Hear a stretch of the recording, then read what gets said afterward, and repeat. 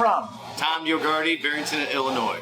And you're the owner of? Primo Pizza and Catering in Barrington. I interviewed you at the beginning of this process, last week of February, and now it's mid-May, and I'm back, and there has been a 2.5, almost 3 months of time in between. How has COVID been treating you?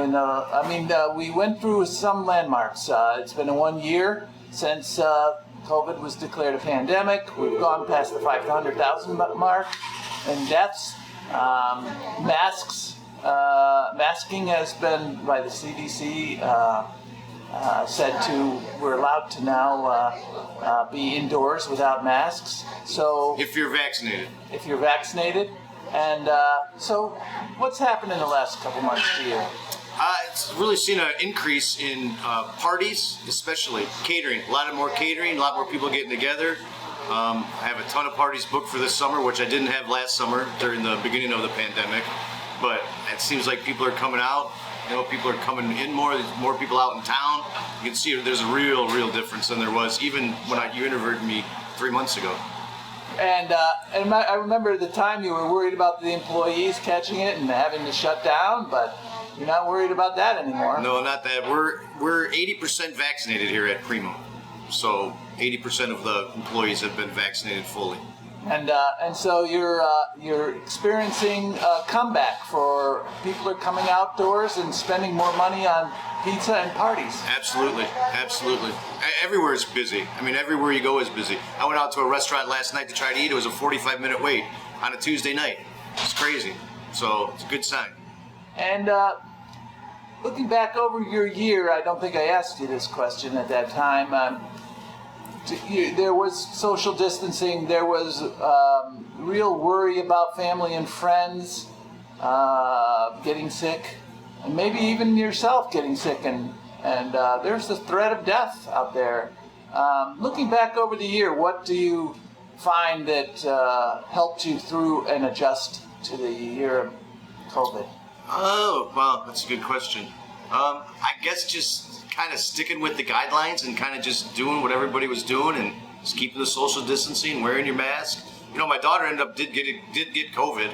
Oh. And she's fine now. She didn't get it really bad. My wife and I never got it, being in the same house with her. So I think just going with the flow of things kind of just helped to, get past it. Everybody just wants, I think, to get past it. Did you think the government regulations were over the top, just about right? Not so much the regulations. What worried me more and what worries me now is all the money that the government gave out to these people, because now no one wants to work. I got a help wanted sign on my window. I haven't had one there for 12 years. And I can't find help. And people are looking for help all over the place. And people don't want to go to work because they're getting paid too much to stay home. So I know that's off the topic of the regulations, but as far as the regulations, no, I don't think they were over the top.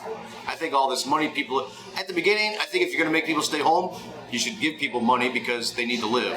But now things are opening back up again. It's time to put an end to that. Did anything good happen to you during this year, COVID? Did you develop any new hobbies or?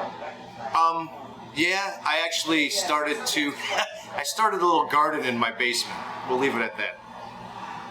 And did you? You saw more family and friends, and less of family and friends during this time. Yeah, less of family and friends. And did that affect your happiness or your anxiety level at all? It was different. Like around the holidays, like we couldn't really get together. For like last Easter, I believe, was interrupted because of the COVID. So, and a couple other holidays that we normally have parties for over the summer, we didn't have. 4th of July, birthdays, this and that. So this Easter was the first time my family got together since all of us got together since this started. Lastly, any final thoughts about COVID in the year? I guess one more question. What do you think is going to happen going forward? Do you think masking and vaccinations are going to be the norm, or are we going to go back to normal? Or what do you think is the future? I think a year from now, I think we're going to be completely out of this. I hope we are. People want to wear masks. I'm sure there will be people that still wear a mask no matter what, but I think that pretty much the majority of people are just going to go without. And it might be a good idea to wear masks in the winter because that Fucci guy said there was absolutely no flu this year besides the COVID because everybody was wearing masks. So maybe it's a good idea to wear them seasonally. And, it's up to the person. And lastly, do you have any final thoughts about, are you different at all about, have you new way of looking at life at all from this year in COVID? No, I mean, I kind of just went with the flow all year, and nothing really changed as far as that, you know. I guess maybe a little bit more of appreciation for getting together with family and friends. You know, that was the biggest thing I missed. So going out to dinner, I love to go out to dinner. And so it was tough for that while not to be able to do that. So business has been great. I mean, I can't complain about business-wise. So I feel bad saying it. I think I said this in the first interview.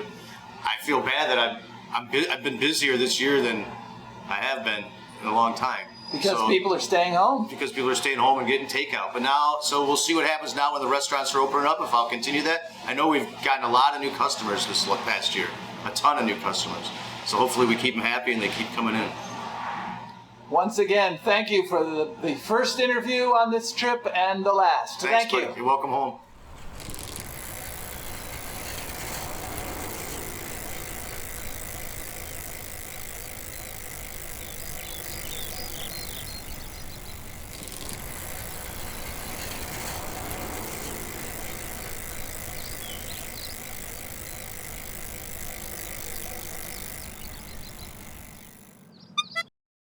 Important note. These interviews attempt to follow how Americans live their daily lives in a pandemic, their behavior, and personal belief systems. The views expressed are not those of journalist Michael Sean Comerford, nor any affiliated organizations, past or present. No interview should be considered an endorsement of the opinions expressed by the interviewee. These pandemic-focused interviews document a wide range of views held by individuals along Route 66 from February to May 2021.